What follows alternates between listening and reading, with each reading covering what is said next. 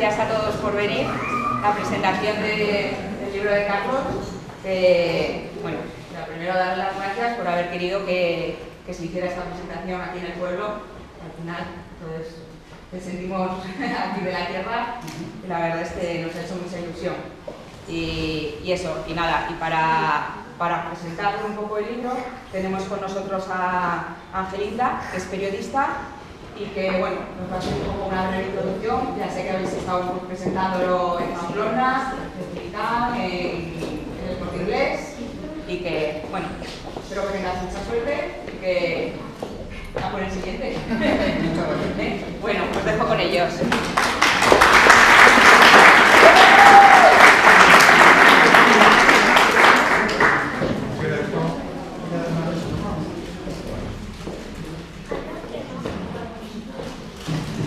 Parece que funciona, ¿no se oye bien? Bueno, yo he llegado a primera hora de la tarde, he conocido un poco a Zagra hacía muchos años, desde la época de la niña zagresa con San Miguel Antonio Seminario de Jesús Sanz, que no he visitado yo Zagra, 4.000 y pico habitantes, cambiado, se puede vivir bien. ¿Se oye un poco volumen tiene? Ahora mejor. La verdad es que Carlos no me ha dado ninguna instrucción. Yo cuando suelo presentar en Valencia algunos festivales internacionales, me suelen dar organizar todo con todos los datos, 3 minutos, 5 minutos, cojo el papel, yo lo meto en el bolsillo, no hago ni caso y luego me mandaron este correo que decía: lo hiciste con rigor, profesionalidad y respeto. Seguiste todas las pautas, no seguí ninguna y te gustó mucho. En la Gallarra me podéis ver el día 29, en Buzada estoy con los compadres. Yo a Carlos lo conozco por casualidad, pero he quedado impresionado porque la valía de Carlos hay que tomarla en consideración. Aquí hay un valor en auge, en alza, y yo quedé impresionado de la recepción que le hizo Alberto Catalán, el presidente del Parlamento, que no pasábamos por allí, sino que estuvo una hora en un interrogatorio, pero minucioso, interesadísimo, y sacando las castañas del fuego y resolviendo todas las papeletas. Carlos, yo creo que más que presentarle yo a Carlos, que lo conocí sobradamente, me tenía que presentarle a mí. Y le hemos llamado a Esther para que por lo menos conociera un poco. Carlos es un hombre que está así, con 42 años, acaba de pasar la frontera de la juventud. En abril cumplió 42 años, es así mariposa, ¿no? Lo habéis celebrado, es méritos tan bajos como la comunión. Y en la economía, hoy día se dice mucho, él se califica como francotirador. Los políticos ya han conocido los titulares de los periódicos. Lo único que puedo pedir es que no estorben, decía en un titular de Navarra, y otros pues que empiezan a tener un curso de economía financiera. Yo le diría que en este momento, suena un poco mal, pero es lo que me decían a mí del periodismo deportivo, como economista es un poco mosca cojonera, porque la tribuna que tiene de Navarra no la tiene cualquiera, y yo me enamoré de sus artículos. Y ahí están sobre ese recopilatorio, ese libro, que es un compendio de todo lo que ha escrito en los 4 últimos años. Yo creo que Carlos va a sonar fuerte y va a dejar muy alto el pabellón de Zagra. Yo le quiero dar algunas frases de recordatorio que les sirva de recuerdo de esta presentación nuestra. Si quieres tener éxito, sé tú mismo siempre como hasta ahora. No digas sí cuando quieras decir que no. Los economistas al pairo parece que están contemporizando a los políticos que han hecho abuso de los ahorros de los navarros, de los ciudadanos, y que cuando ven un artículo en la prensa se asustan. Lo de Carlos es un tema serio porque está tocando un tema bastante espinoso que no se atreven a tocar los redactores de los periódicos. Por eso le dicen: Carlos, escribe. Y Carlos pues afila un poco la pluma y lo escribe. Otra frase que le quiero decir: es preciso correr riesgos, seguir otros caminos y abandonar otros. Yo le decía a María José: ¿me autorizas a que hagamos un poco de campaña de imagen de Carlos? Porque yo he visto que hay un valor ahí en el fondo importante, y con mucho pesar de Carlos, pues yo creo que sí. Yo creo que lo que estamos haciendo de imagen es queda Civicán y una empresa importante para conocer este libro, que es un poco, cuando abramos el coloquio vamos a hablar de temas importantes que contiene ese libro en 4 años de artículos. Yo creo que con esta semblanza y lo que hablemos después quedará configurado un poco el perfil de que hay un valor en proyección que no está tocado de ala todavía como tantos políticos que se repiten, y que será lo que él quiera. Yo le digo: Carlos, vamos a ponernos el mercado que se dice, en el protagonismo de la sociedad navarra, y tú eliges, tú decides. Y va a ser el que elija y decida a partir de ahora, con sus 42 años. Eso es todo, y ahora ya le paso la palabra a Carlos, que tiene mucho que decir, que enseñaros de estos años de vivencia es mejor.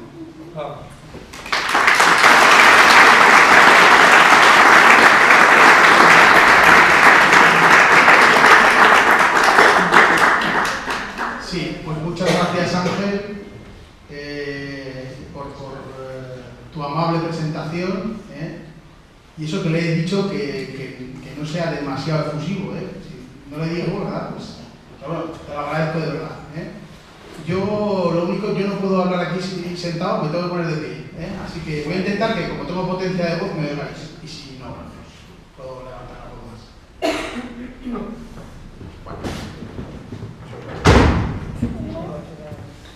Bueno, pues paso aquí adelante, que me gusta más. Estar así, moverme y hablar. Estamos en casa, ¿no? Entonces, lo primero que voy a hacer es explicar algo. Bueno, primero de todo explicar por qué cuando la gente que me ha pedido, fírmame el libro, la cita que pongo es casa la que puedas vivir y tierra la que puedas adquirir. ¿Y eso por qué lo pongo? Porque eso me decía mi padre, que lo decía mi abuelo. Como eran los dos de Alfaga, lo tengo que decir aquí, y además lo tengo que explicar. ¿Por qué? Porque hay gente joven, más bien, los que ya pintan canas, ¿no? Pero la gente joven no sabe de qué va esto. Pero bueno, lo voy a explicar. Decía porque, claro, tú, si te compras una casa grande, pues hasta ahí has llegado. Pero si compras muchas tierras, pues las tierras te darán casa. Pues la casa no te va a dar tierra. Y también decía una cosa, mi padre, que decía mi abuelo, mal pobre, el pobre que no está endeudado. Mal pobre, el pobre que no está endeudado. ¿Pero endeudado en qué? En casa no, en tierra. Entonces, un poco el concepto que con eso hubiéramos ido mucho mejor si no hubiéramos vivido en tantas casas. Entonces, yo tengo una presentación aquí preparada que explica un poco de qué va el libro, que explica de cuál es el origen y el sentido de lo que yo escribo. Y es una presentación preparada, después de 4 años escribiendo, digo, bueno, ¿y esto por qué lo hago? Me pregunto a mí mismo, digo, ¿y esto por qué lo hago? Entonces lo hago por un motivo. Un motivo que voy a explicar aquí, que va a intentar que sea rápido e indoloro, iba a decir. ¿Por qué? Porque yo entiendo que los conceptos de economía, pues a los que nos gusta, pues encantados. Pero para los que no les gusta tanto, pues como que dicen esto, se pierden o nos perdemos o no entendemos. Y es algo que es importante conocer y saber. Entonces, aquí tenéis un poco la portada del libro. Hice una página web porque mi amiga Ana Belén me dijo, pues es que si presentas un libro tienes que tener web. Porque es que, bueno, pues hicimos una página web que es esta, que es el dinero no cae del cielo.com. Hemos puesto 4 pestañas y hemos añadido otra, que son conferencias, que pongo las que hago, por ejemplo la de hoy la voy a grabar y la veréis también. Y otra que hemos puesto también de apariciones en los medios. ¿Por qué? Porque bueno, pues cuando me sacan el periódico, pues también lo ponemos ahí. Para dar difusión y esto, ¿no? Aquí el amigo Angelina pues me hace ya mis labores de director de comunicación, que digo yo, me presenta, estas cosas. Y me dice, Carlos, te voy a presentar a Alberto Catalán, tienes que ir a conocerme. Digo, pues bien, venga, pues la verdad que yo no me cuesta mucho que me venga, vamos a conocerlo. Fue una experiencia interesante, porque vas al Palacio de Navarra, bueno, el Palacio del Parlamento, vas al Parlamento, semejantes despachos, esto da gusto, es un sitio elegante, casi impresiona, diría yo, porque más allá, los tapices y las cosas que ves. Yo creo que lo hacen adrede como para que entremos un poco agachados, ¿no? No quiero montar ningún jarro. Pero bueno, la verdad que fue muy normal, estuvimos sentados, ¿verdad? Una persona muy cercana, y el hombre pues sí que tenía interés. ¿Por qué? Porque ahora parece que hay interés por la economía. Porque cuando van las cosas mal, y veis por ahí atrás, ¿no? Cuando van a cosas mal, la gente se interesa por la economía. Cuando va bien y ganamos todos, y entramos en bolsa y ganamos dinero, ¿para qué eres un economista? Pero cuando va mal, entonces ahora que va mal, interesa la economía. ¿Vale? ¿Por qué he escrito? Oye, ¿por qué he escrito? Oye, ¿qué son mis artículos? Son críticos. Primero porque en el diario, como dice Ángel, me dicen, Carlos, escribe de un tema.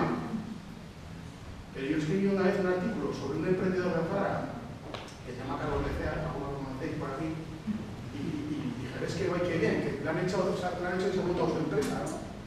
Y no me lo publicaron. Y dije, oye, ¿por qué no me publicas? Y dije, pues, para dar, ¿cómo me dijo? Para dar coba a los domingos en misa, ¿no? Me dijeron, o sea, El periódico lo que interesa es el látigo, crítica, no hay problema. ¿Quieres que critique? Cuando soy crítico no tengo ningún problema. Entonces, por eso son artículos críticos, ¿no?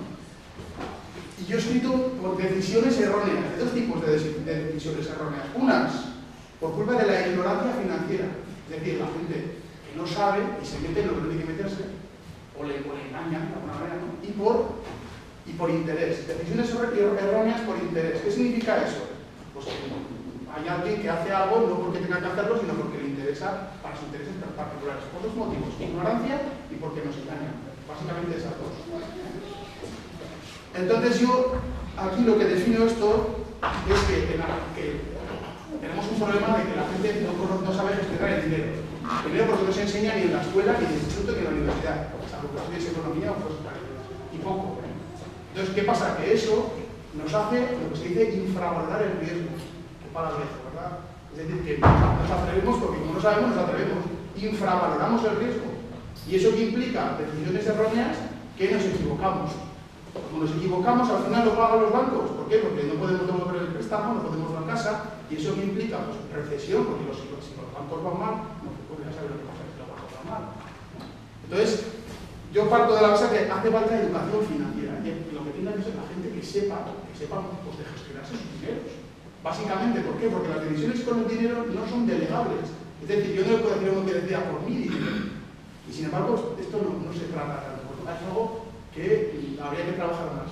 Porque si uno sabe gestionar bien su dinero, pues va a hacer decisiones pues, acertadas, o por lo menos no se meterá en cosas que no pueda, y eso implicará un sistema financiero más estable, y con un sistema financiero más estable, pues circulará el dinero por la economía, y si circula el dinero, pues habrá crecimiento y empleo. ¿Vale? Ya que se estoy metiendo un poco ya en más materia. El tema de la educación financiera es una cosa que tiene interés mundial, principalmente por culpa, o ahora, a través de la crisis, que se han dado cuenta de las hipotecas subprime, las preferentes. Por ejemplo, las preferentes se vendieron un 80% a personas jubiladas. El 80% de las preferentes se vendieron a personas jubiladas. O las acciones subordinadas, que al final esas acciones que también han vendido, que han salido con una quita del 70%. ¿Qué es una quita del 70%? Que si lo quieres vender, pierdes el 70% de lo que has puesto. Pero se vendieron con el gancho de un 8% de interés. O las famosas acciones de Rumasa, que la gente podía meter hasta 50.000 euros y creo que también daban el 8%. Ahora que vale eso, nada. Totalmente nada. Bueno, como digo, hay interés mundial en el tema de la educación financiera. Y es algo en lo que yo pues, creo también que habría que hacer. Pero claro, esto es algo, un objetivo pues, casi utópico, ¿no? Pero hay que decirlo y hacer también. ¿Vale? La incultura financiera es un peligro nacional. Y lo que básicamente, esto es el triángulo de la inversión. Es con esto, digo, y por lo menos vamos a aprender algo. Lo que decían antiguamente en Azar a los del campo, eso es una enseñanza muy buena. Pues métete en cosas que te van a dar rentas. No te gastes el dinero en cosas que te va a sacar el dinero de tu bolsillo. Es decir, yo gasto mi dinero, es decir, invierto en algo que mete dinero a mi bolsillo o me lo saca. Qué fácil, ¿no? Mi casa es un activo o es un pasivo. Si tengo una hipoteca, saca dinero de mi bolsillo. Luego, si saca dinero del bolsillo, voy mal. ¿Vale? Sin embargo, si compras, por ejemplo, un apartamento en Peñíscola para alquilarlo, entonces pagas la hipoteca y te sobra un dinero y te mete dinero en el bolsillo, eso ya es una renta. Hay que buscar eso, renta. ¿Vale? Esa es la idea. Y básicamente la liquidez es, el primer artículo que escribí fue en contra de los planes de pensiones. Y en los planes de pensiones que hay que tener todo el mundo, yo pues lo critiqué. ¿Por qué? Porque para empezar son ilíquidos. Liquidez significa que puedo ir ahora mismo y coger el dinero. No se puede. Y en cuanto a la rentabilidad y el riesgo, hay que decir a todo el mundo, que parece bastante de sentido común, que más rentabilidad implica más riesgo. Que si me dan el 8%, por algún sitio me van a venir una... No puede haber un 8% y no tener riesgo. No puede. Por algún sitio está la trampa. ¿Vale? Pues fíjate qué cosas tan simples, pero con eso nada más había gente que no sabía decir. Pero esto hay que decirle a la gente que lo entienda y que lo haga suyo. ¿Vale? Y aquí está Robert Kiyosaki, me gusta mucho este escritor, que dice que no hay suficientes solucionadores, porque demasiada gente espera que el gobierno u otros les solucione sus problemas. Que es un tema que también he escrito a través de lo que es el emprendedor. ¿No? ¿El emprendedor qué es? El el protagonista es su futuro, el que se busca la vida. El que dice, oye, yo sé que me tengo que sacar las castañas del fuego y a mí no me va a venir nadie a sacar de aquí, ¿no? También es cierto que está convirtiendo en un subproducto, ¿por qué? Porque esto ya, de tanta moda que es, ya está vuelto. Y una nación de emprendedores preparados, porque nos encontramos que también el emprendedor también es un inculto financieramente. ¿Qué pasa con la incultura financiera? Que tenemos al hijo que es tan majo y tan trabajador y tan listo que ha intentado un cacharro como este, que a la familia y a los amigos les saca dinero porque, joder, la verdad que el tío lo monta bien y tal y cual, pero claro, es que la actividad empresarial tiene riesgo. Y ahora nos estamos encontrando con casos de que al final la cosa no sale como se esperaba y han avalado pues, padres y hermanos, tíos, ¿verdad? Por eso digo emprendedor preparado, profesional. Y eso sería por la parte de la educación financiera, ¿vale? Y estos son los lobbies. ¿Qué son los lobbies? Es el nombre que los lobbies de los hoteles sería como el hall, ¿no? Por la zona donde, ¿no? La zona de entrada del hotel es el lobby. En el lobby en el hall del hotel, ¿qué se hace? Reuniones y charlas. Entonces, los lobbies, ¿qué son los lobbies? Los lobbies son grupos de interés, grupos de presión. El lobby del tabaco son las empresas tabaqueras que se cogen gente, que son el lobby del petróleo, el lobby financiero. ¿Hay lobby financiero? Porque sí hay, porque hemos dado 40.000 millones de euros que han convencido a los políticos para que se quede. Los lobbies, ¿qué son? Son las empresas que presionan a los gobiernos y a los políticos para que hagan lo que conviene a esas empresas.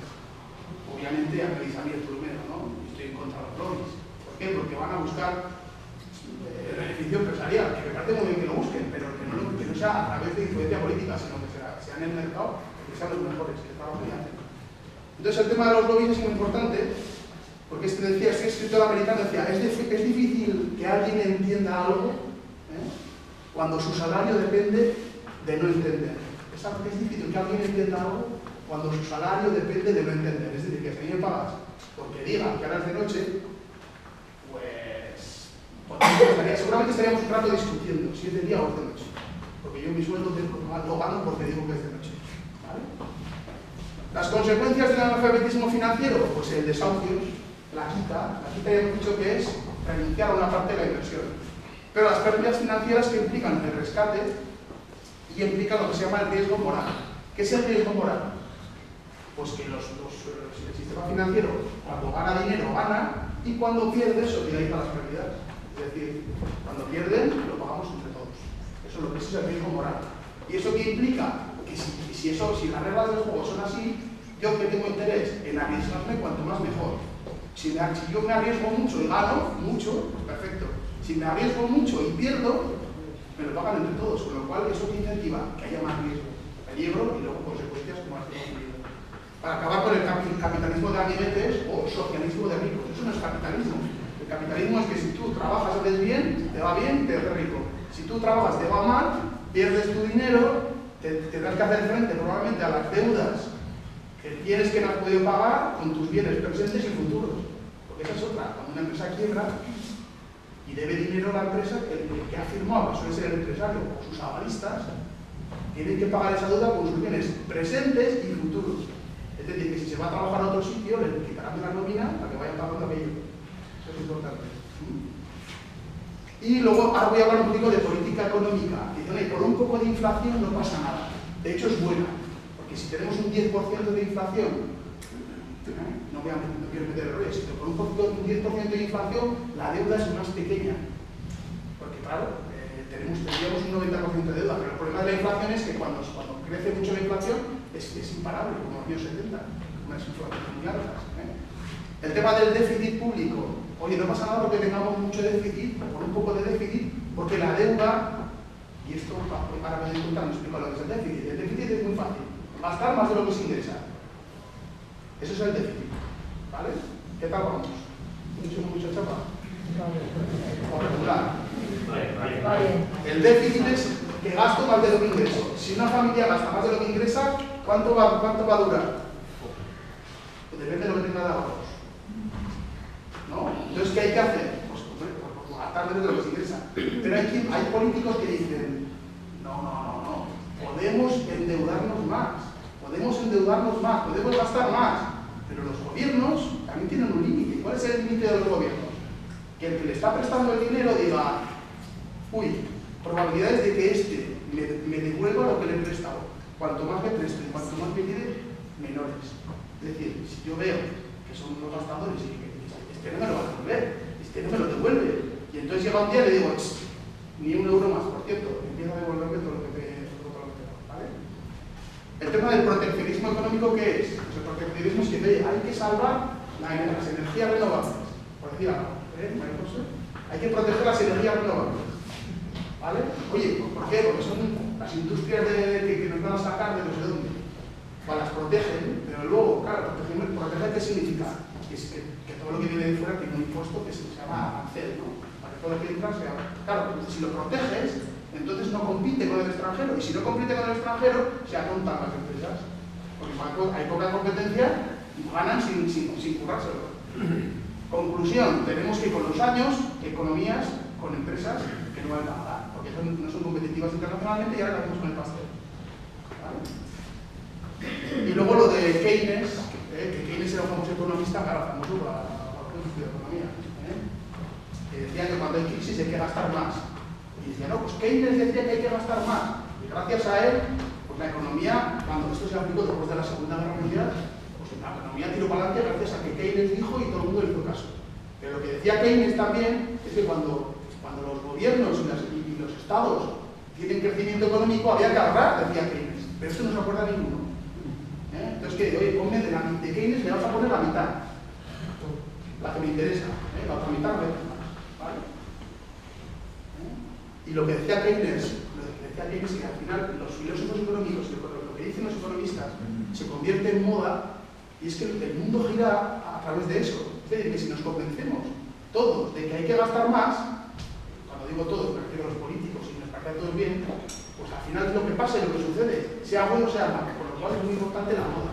Por eso hay que enseñar y que la gente sepa para que sean capaces de discernir. ¿Vale? Hablo también del estado del bienestar. El estado del bienestar o el bienestar del Estado. La gargantúa. Eso por hace gracia.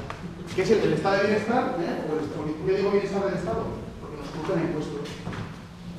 El bienestar del Estado nos está, claro, como tenemos hay que pagar la deuda, por ejemplo, casi es el 100% del PIB. Y que tenemos que estar todos trabajando un año para pagar lo que se debe.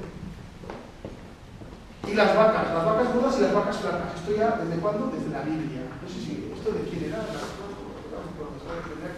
La próxima conferencia que se lo busco. El tema de las vacas era el faraón de Egipto. Algunos lo saben. No las conferencias. Ya que se me ha olvidado ahora. La parábola. Bueno, eso lo busco para la próxima conferencia. En caso de las vacas flacas y las rojas. Eso viene de la Biblia. Años buenos, años malos. La economía funciona por ciclos. Vaya grandes descubrimientos. Entonces, ¿qué hay que hacer? Cuando va bien, ahorrar. Cuando va mal, porque lo que va a ahorrar. Tan simple como eso. Y la prosperidad económica de Europa, es decir, los años buenos de Europa, después de la Segunda Guerra Mundial, han permitido crear el estado de bienestar. ¿Qué es el estado de bienestar, básicamente? Que de la economía se sustrae el dinero, que con ese dinero el Estado nos da una serie de bienes y servicios a sanidad, educación, ¿vale? Eso es el estado de bienestar. Pero Europa son tres números que vienen ahí. Europa es el 5% de la población mundial, el 8% del Producto Interior Bruto mundial, es decir, la riqueza el 8%. Pero tenemos el 20% de gasto público. En un mundo globalizado en el que tenemos que competir con todo el mundo, tener un 20% de gasto público es una decisión que la toman los ciudadanos muy bien. Pero para que eso funcione, tenemos que tener una economía capaz de competir y que además dé excedentes para eso. Con lo cual, primero vamos a poner a la economía a funcionar para que nos pueda dar dinero y pueda repartirse, ¿no? Y otra vez, ¿por qué pongo la vaca? Porque la vaca es el ejemplo de la economía. La vaca, para que nos dé leche, pues la vaca tiene que estar sana, contenta, feliz, bien alimentada. Estoy aquí predicando, ¿por qué predico? Algunos lo hacen con la cabeza. Pero bueno, lo dice Aradovich. Esto no son cosas de Carlos Medrano, es del profesor Argandoña, catedrático del Instituto de IESE, que es la mejor escuela de negocios de España. Lo dice entonces ya. Engordar la vaca para que dé el máximo de leche posible. Lo que dice el profesor Argandoña. Si lo que hemos decidido los ciudadanos es eso, que la vaca esté lozana y de leche. Entonces, ¿qué tiene que ser el estado de bienestar? Pues sostenible. Y para ser, oye, me preguntan, ¿público o privado? ¿Tú qué tienes? No, público o privado. Pues bien, ni público ni privado. Que sea eficiente. ¿Qué significa eficiente? Que se usen los mínimos recursos posibles y se consiga el máximo resultado. Fíjate qué fácil. Pero claro, para ver esto, ¿qué tiene que ser? Hay que medir. Para eso hay que medir. ¿Cómo se mide? El resultado. O introducir competencia, porque la competencia nos hace que nos espabilemos. Decíamos de las empresas. Si no hay competencia, no. Si hay competencia, me espabilo. Cuidado, a ver si se va este cliente lo tiene. Los políticos son los culpables. Errar es humano, echarle la culpa a los demás es más humano todavía. Yo creo que hay que ser críticos con los políticos y exigentes, pero siempre con sinceridad y respeto. ¿Qué significa sinceridad? Bien fácil. Pues decirlo la verdad o tu verdad, sin buscar intereses por ahí ocultos. Y el respeto, pues sin faltar respeto a nadie. Pero yo soy crítico. Y si estoy equivocado, que me lo digan. Soy crítico. ¿Vale? El castigo de los hombres buenos que no se ocupan de la cosa pública es ser gobernados por malvados. Platón, hace 2500 años. Lo dijo Platón. Los que pasaron de la cosa pública están condenados a ser gobernados por malvados. No hay que pasar, hay que ser exigente y crítico. Y no, esto no es el Madrid y el Barça. Yo soy del Madrid, yo soy del Barça. Pues no, señor. Yo soy del que funciona y el que da resultados. Y si no sabes, se para de mirar. La cámara me dice sí. Los economistas. Ahora vamos a dar un repaso a los economistas. ¿Qué pizarra, Román? El economista. Pues vamos, tipos de economistas. Economista, lobista, pues el del lobby. A mí me contrata un lobby, claro. Pues ya saben lo que pienso, pero claro, me contrata un lobby, claro. Tendré que defender lo que, ¿no? El economista catedrático pues es el que sabe la teoría, muy buenos en teoría, y de hecho, claro, pues lo que saben los catedráticos en economía es matemáticas. Matemáticas, con lo que es el enunciado, es, pues por ejemplo, pues un economista, una empresa tiene una curva de demanda que es el logaritmo neferiano de no sé qué, matemáticas. Eso es lo que hacen los catedráticos, pero eso no es real, es matemáticas. Los futurólogos, el economista que dice lo que va a pasar el año que viene, dentro de 10, a mí dentro de 50 años, que sabe nadie lo que va a pasar. Y dentro de uno tampoco. ¿Sabe nadie? El economista de partido también, los tertulianos, que ya sabemos cuál es de aquí, cuál es de allá. Entonces ya sabemos lo que va a decir prácticamente. No es el presidente, porque se tumba. Y el economista integral, que no se me ha ocurrido mejor nombre que integral. ¿Y el integral cuál es? El integral es el que se juega su dinero y el dinero de los que cena el día de Nochebuena.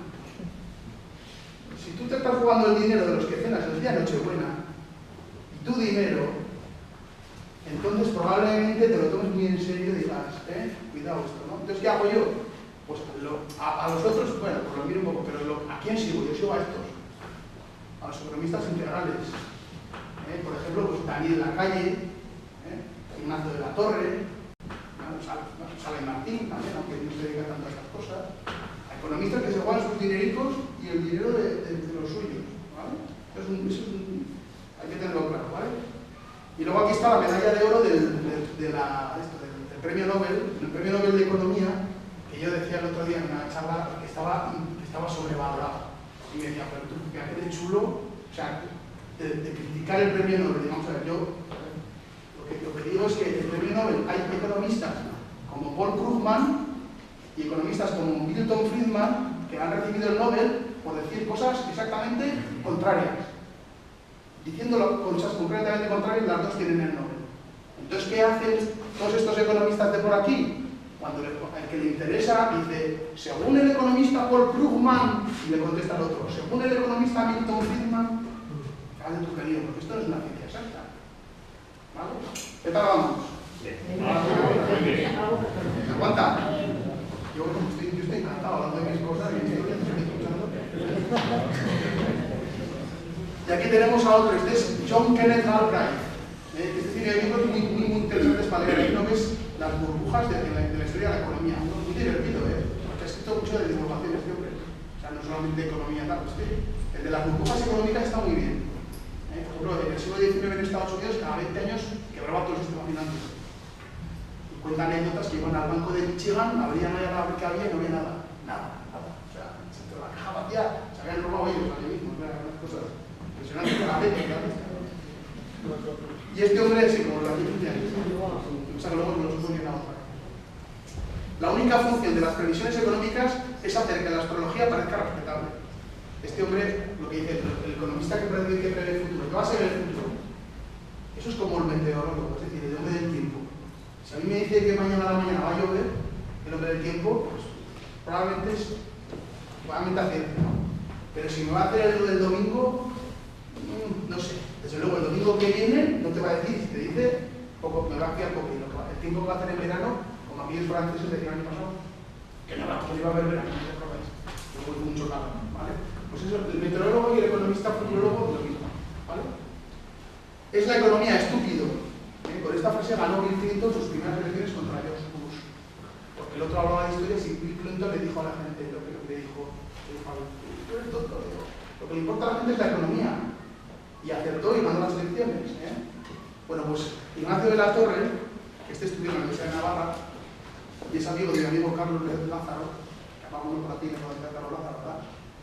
Pues dice, son los fundamentales, idiota. ¿Qué son los fundamentales? Los fundamentales son los grandes números de la economía.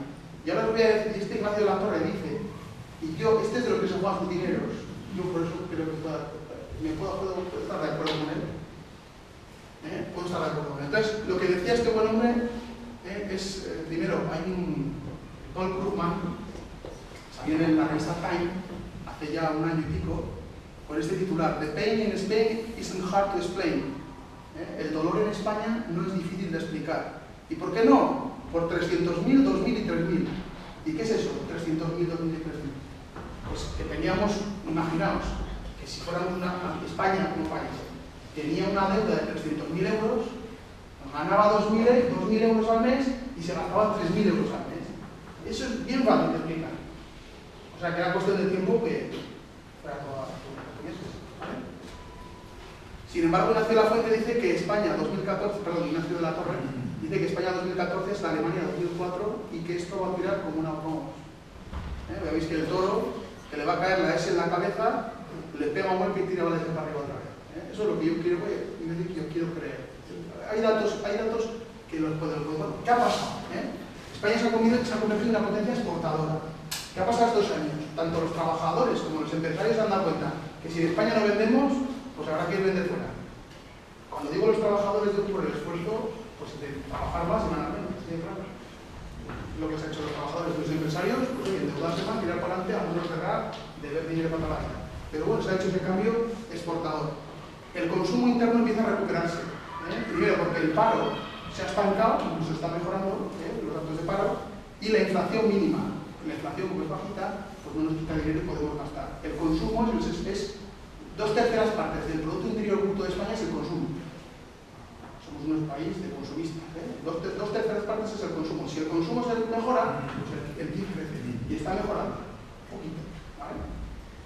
Y luego una cosa muy importante, que es el potencial de crecimiento. ¿Qué es el potencial de crecimiento?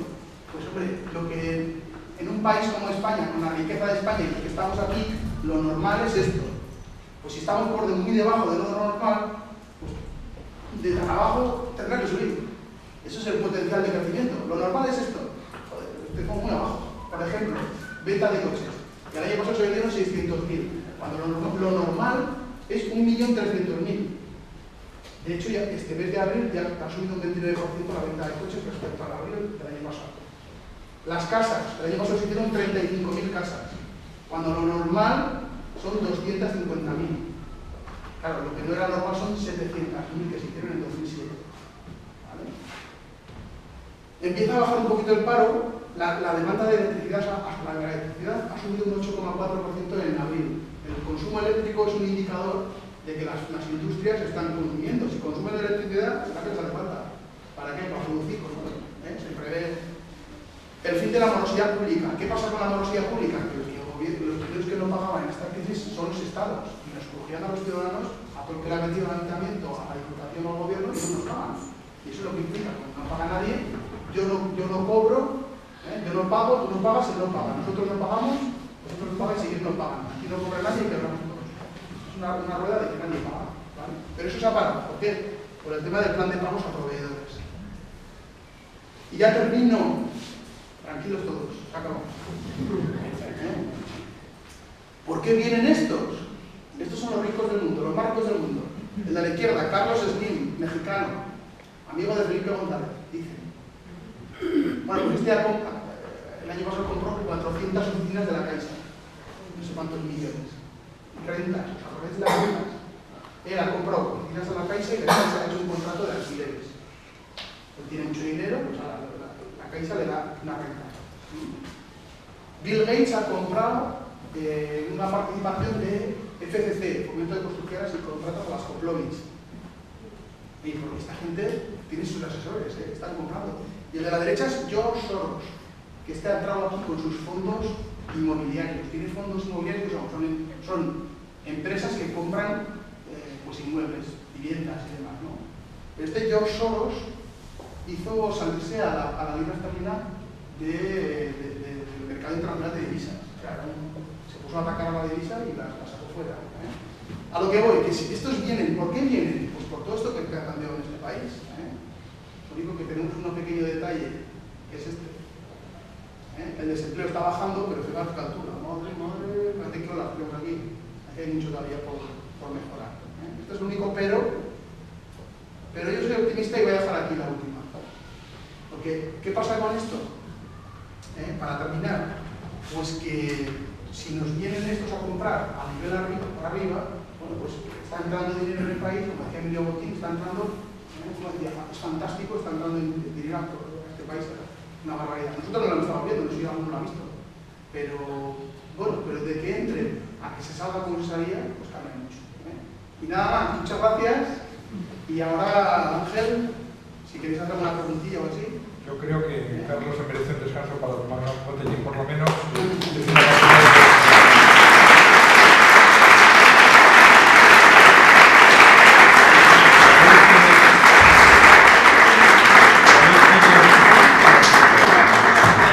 ¿Sabéis quién es Juan Fran Torres, que fue jugador de Osasuna?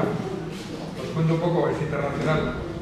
Cuando vino a Tajonar en un entrenamiento, yo aparecí por allí, que era periodista deportivo, y le dije, muchacho, tú vas a triunfar en el fútbol. Aposté por él. Y ya triunfaba hace 8 años, tenía 21, ahora tiene 29, va al Mundial de Brasil, y estaba con aquel otro Roberto Soldado. Yo me fijé en el Juan Fran. Y ahora me he fijado en este economista apasionado, de alto riesgo, que es la economía, y que nos ha deleitado con esta conferencia, muy al alcance del público, de todos los públicos. Y yo le deseo lo mejor, que va a triunfar seguro. Pero me va a permitir, mientras toma un frasquito de agua, yo le dije, ¿quieres que te traiga un grupo musical? No, que quiero cantar con mi pueblo, pero déjame que te cuente un chiste por lo menos para romper un poco los moldes. Dice que había una viejecita que tenía un lorito y todo el día estaba el lorito, a la mierda Rajoy, a la porra al PP, a la mierda Rajoy, a la porra al PP. Y había un votante del PP por allí muy furibundo y le dijo... Está apagado, ¿Se oye bien? Había un votante por lo visto de los que quedaban por allí y le dijo, ahora soy mejor, dijo, señora, o cambia de disco ese lorito como esos músicos callejeros que están siempre con la misma canción, o le voy a retorcer el pescuezo a su lorito. A la noche fue a la iglesia la viejecita y le dijo al cura, señor cura, tengo un problema de convivencia muy serio, y le contó el problema y dice, nada, lo solucionamos rápidamente. Yo tengo un lorito muy piadoso, reza el rosario, dice ejaculatorias, muy piadoso, muy de derechas además. Los pondremos juntos y va a ver usted cómo se arregla todo. Vuelvan de unos días, vuelve, así brevemente le dice, ¿cómo va lo de mi lorito, señor cura? Muy mal, hemos ido a peor, el tema es muy grave. ¿Qué dice mi lorito? ¿Qué dice? A la mierda Rajoy, te lo pedimos, señor.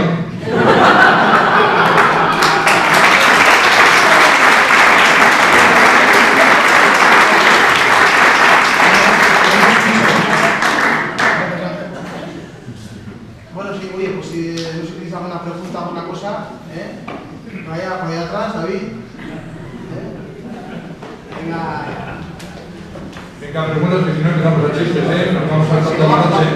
¿Para qué le hemos contado de chistes verdes los tres y se han puesto amarillas? Oye, puedes hablar de la banquia, de las pensiones.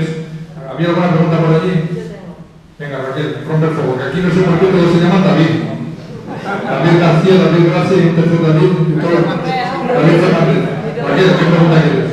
Yo me ha encantado la visión positiva para que cambio un poco la actitud hacia dónde vamos, ¿no? Pero me gustaría saber el pero, que no lo has querido contar. ¿Hay Sí, un pero? el pero es que hay mucho paro, que tenemos 5 millones de parados. Pero con los datos que has dado, sigue hacia arriba, esto va a mejorar. No, el paro va mejor. El paro desestacionalizado. Porque el paro es desestacionalizado. ¿Qué significa eso? Pues que tenemos 6 meses que se reduce el paro y 6 que crece. Pero así de siempre, porque en verano, desde Semana Santa, empieza a bajar el paro, baja 6 meses y luego, cuando se pasa el verano y tal, pues empieza a subir. Y en tu opinión, ¿cuál podría ser el motor de la economía del país? Pues el motor es lo que os he dicho. A nivel empresarial, las empresas que exportan, que ya están contratando gente. A nivel de consumo, el pararse el paro, ¿qué implica? Que la gente ve que su vecino pues lleva ya 3 años de pobre sin trabajar, pero tampoco va. Oye, pues vamos a comprar el coche, porque nosotros tenemos los 2 sueldos, ¿verdad? Al final, ya cuando se estabiliza la situación, pues la gente dice, oye, hay que vivir, ¿eh? Entonces, bueno, oye, venga, pues. Y además, estos años ha habido ahorro, o sea que esa parte del consumo es la que os decía que es 2/3 partes del Producto Interior Bruto es consumo, y por eso se está reactivando el consumo. Y luego la inflación. La inflación, a ver, poquita inflación, bueno, pues podemos comprar cosas. Aunque también hay quien dice que poca inflación no, porque lo del IPC es un invento, cuidado, bueno, eso da por la conferencia. Pero la pregunta es si antes era la construcción, sí.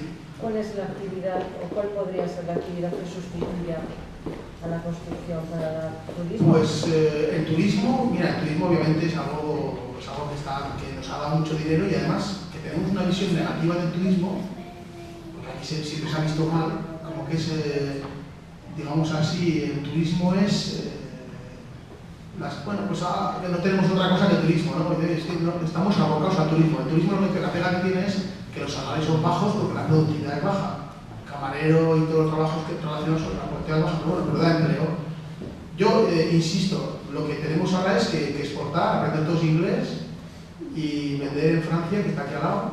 El otro día hablando de es que no, lo de exportar. Pero pues tenemos a 3 horas, está Toulouse y está Airbus, o no, Airbus no está, la de, ¿cómo se llama la de los aviones? Que es francesa. No, la empresa está europea, competencia de Boeing, Airbus, ¿no? Eso es. Bueno, pues lo tienes aquí, a Toulouse, a 3 horas y media. Y luego gente que dice, oye, ¿y eso de exportar? Vamos a aprender. Por ejemplo, la Bosch en Pamplona. Pamplona hay una empresa de la Bosch. Me decía, joder, pues yo le soy proveedor de la Bosch de Pamplona. Y digo, oye, ¿hay alguna empresa de Bosch que tengas por ahí que le puedas vender lo mismo? Sí. Si estuviera en Tafalla, ¿qué harías? Joder, pues le llamaba y quedaba para ir a verle. Joder, pues llámale y vete, que esto es Unión Europea. Y pues voy contigo, ¿no? Que yo no sé alemán. ¿Entiendes?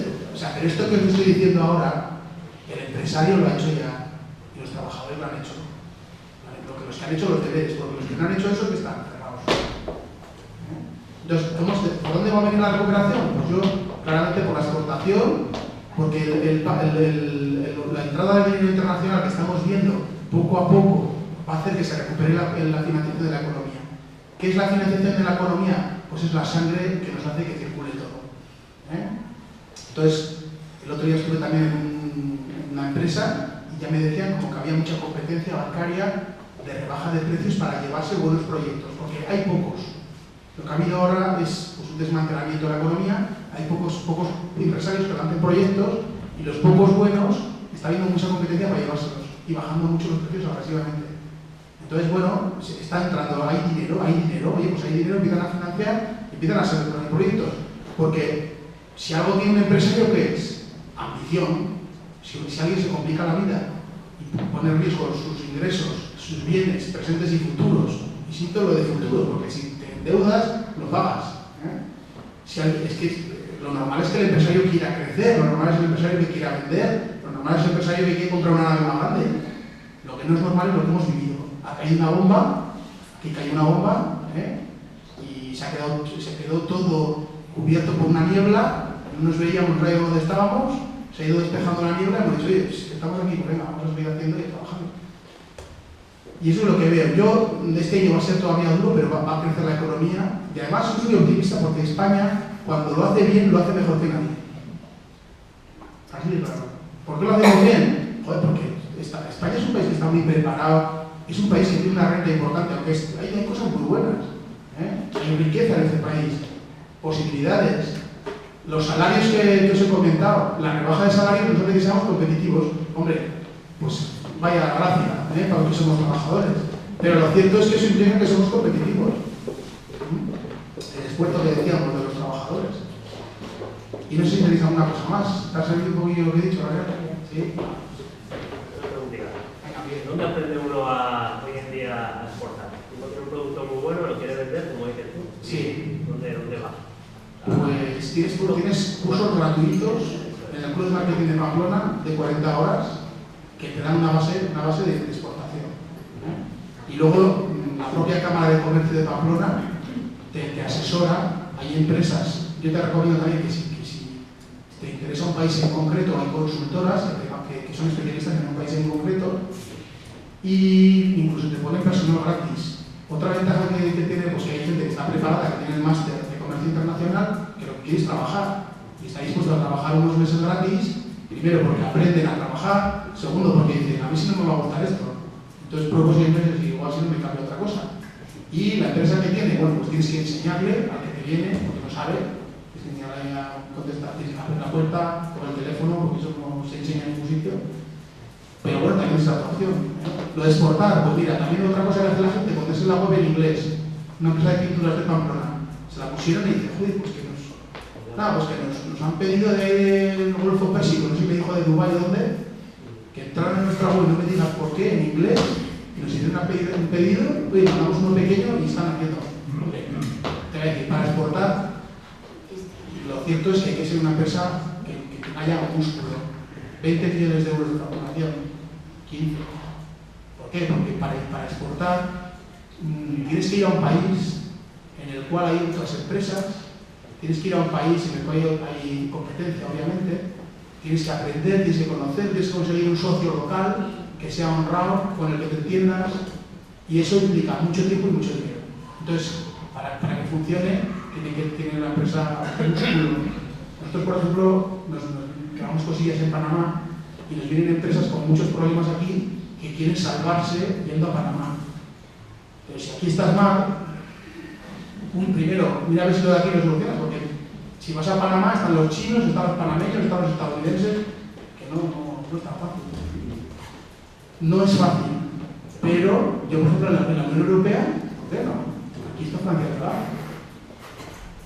O sea que ánimo. ¿Alguna cosa más? A ver, por ahí atrás. ¿No crees, Carlos, que esto va a volver a repetirse lo mismo dentro de unos años? Por el tipo de economía que tenemos en España. Hombre, hay un riesgo y es que hay un tema que se ha hecho, que es que para solucionar, cuando vino la quiebra del sistema financiero internacional, lo que se ha hecho ha sido inflar de dinero la economía, inundarla de billetes, porque ha caído todo.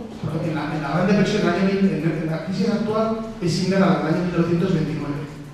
En el año 1929 los bancos centrales no hicieron nada. Dijeron, ya se solucionará todo. ¿Y qué pasó? Pues que los años 30 fueron durísimos en el mundo, el auge del fascismo, por ejemplo, pero económicamente fueron brutales. En Estados Unidos los niños morían de hambre, se les inflaban la tripa, igual que en África, ¿no? Los niños de África que veíamos, pues en Estados Unidos en los años 30 los niños morían de hambre, porque no se hizo nada. Entonces, ¿ahora qué se ha hecho?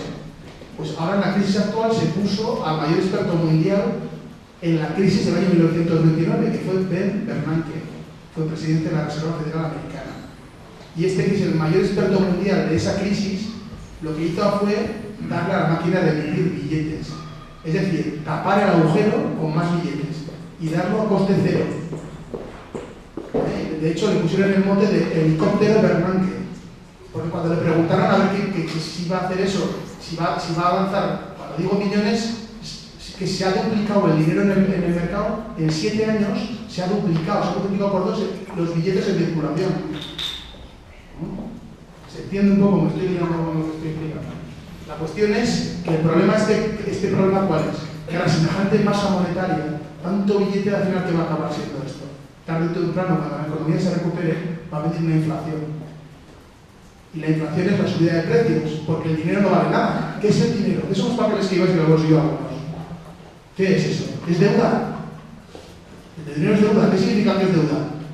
Es papel que dice que vale, pero es papel, ¿sí o no? ¿Es papel o no es papel? Es dinero del monopolio. Es dinero del monopolio. Alguno dice que no. Sí, son medios de cambio. Pero bueno, a lo que voy. El riesgo que, como decía Iván, el riesgo que hay en la economía actual es que esa masa monetaria al final recibe inflación. La inflación, ¿qué va a pasar? Que la inflación es el impuesto oculto.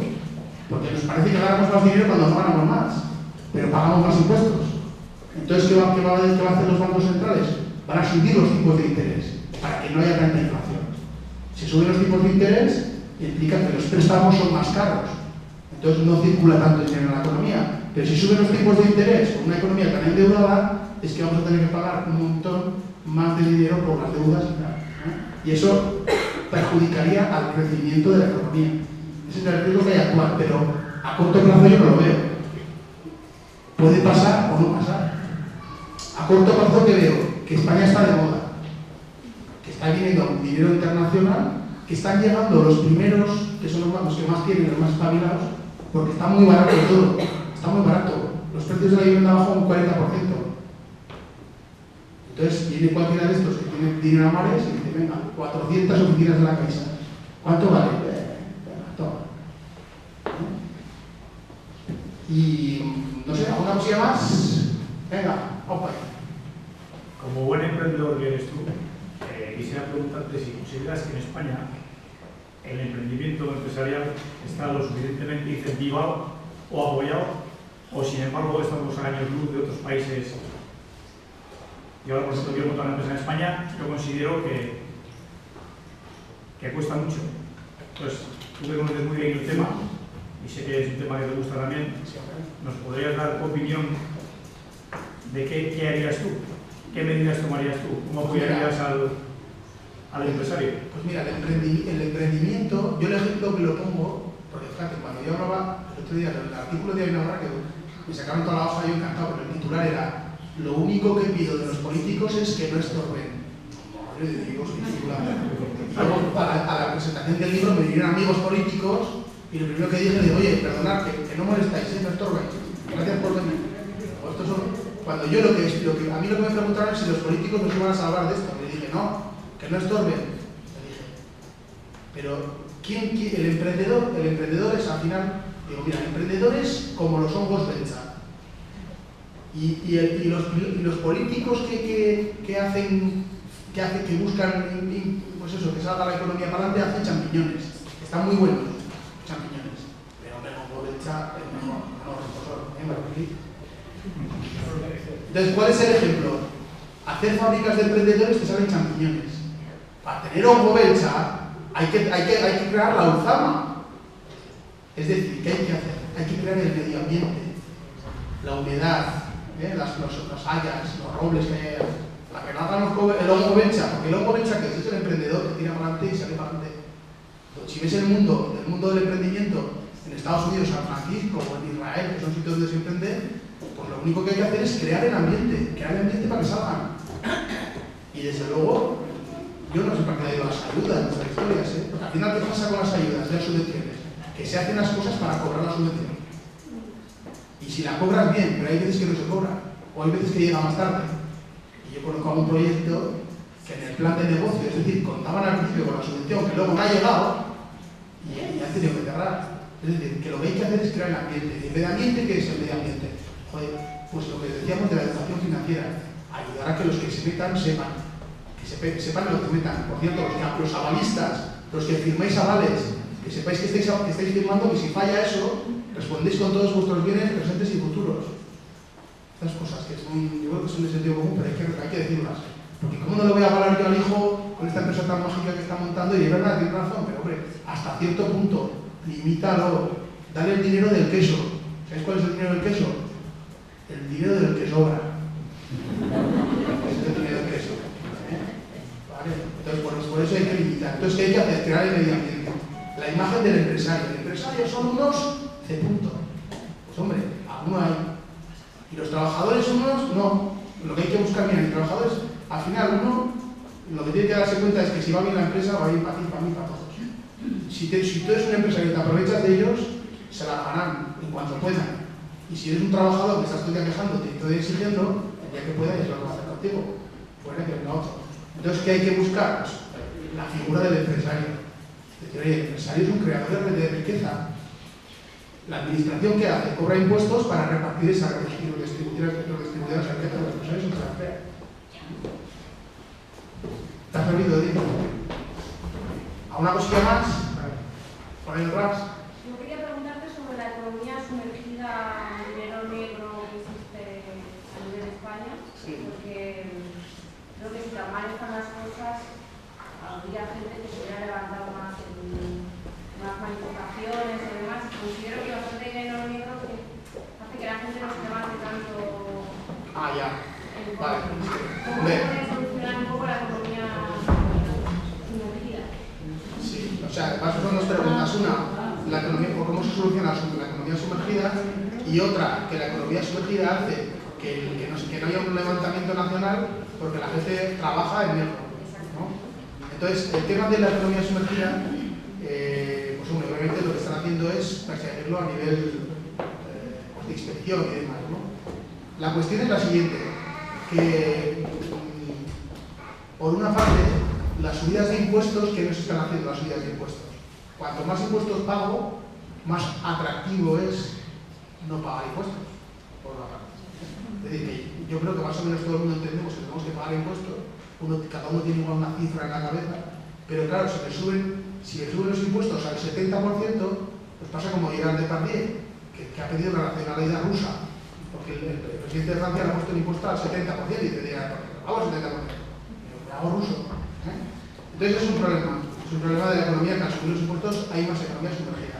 Luego aquí somos el país del lazarillo y de Tóquenes, que no lo sabéis todo. Entonces aquí la picaresca, bueno, pues el concepto del gorrón, y hay intereses en qué, porque al final la Policía Nacional, el Ejército, la sanidad, la educación, todo eso se paga a escote. Si yo no pago, voy a tener los mismos servicios. Entonces la teoría aquí de la picardía y tal. El gobierno de Navarra ha sacado ahora una iniciativa que quiere que la gente se conciencie del pago de impuestos y que la gente incluso denuncie, cosa que me parece un poco heavy, pero están intentando que denuncie, ¿no? La cuestión es si los impuestos que pagamos, que esa es otra, si todo lo que estamos pagando nos dan, nos repercute por si tanto como lo que estamos pagando. A ver si me explico. Estoy pagando un pastizal y luego que sea mi destino. Entonces, la economía sumergida para mí es un problema que es algo, un cumplimiento de la ley, y lo que hay que hacer es perseguirlo, y tanto eso como otras cosas que se llaman corrupción y demás, lo que hay que hacer es darles medios a los jueces para profesional y que la gente pague, que se haga gente, que se regularice. O sea, es un poco lo que yo creo. Y en cuanto al levantamiento de comentas, ¿qué pasa? Que yo te he explicado un poco antes. Nos han contado que tú estudias una carrera, haces un máster, te preparas en idiomas y haces un trabajo fantástico. No es así. No es así. Entonces ahí, bueno, pues oye, a mí me han engañado, oye, pues esto no puede ser, porque yo pensaba, yo creía, hay una cierta insatisfacción, ¿no? Entonces, bueno, pues hay que buscar otras fórmulas y la gente pues se mete en economía seguridad porque no sabe otra cosa, ¿no? Pero también es cierto que hay que tratar de buscarse, entre comillas, la vida y buscar la forma de salir adelante, porque el gobierno, lo que decíamos antes, no hay suficientes solucionadores de problemas para que nos saque la economía, ¿no? Es un poco lo que yo pienso. Sí, Ángel, voy a decir algo. Esto ha sido una auténtica lección magistral de economía. Yo quedo maravillado de la atención, del silencio y el interés que queréis seguir preguntando cosas. Yo creo que los beneficios del libro habrá que destinarlo a María José, a ese sosofón que había prometido yo a Román y a Diego, y con lo que sobre lo pongo yo. Lo que falte, lo pongo yo. Y que Carlos tiene que estar muy agradecido, y yo le voy a recordar esta frase. Cuando te hagan un favor, no lo recuerdes. Cuando hagas un favor tú, no lo recuerdes. Cuando te lo hagan, no lo olvides. Esto es para no olvidarnos mucho tiempo. Venga, muchas gracias.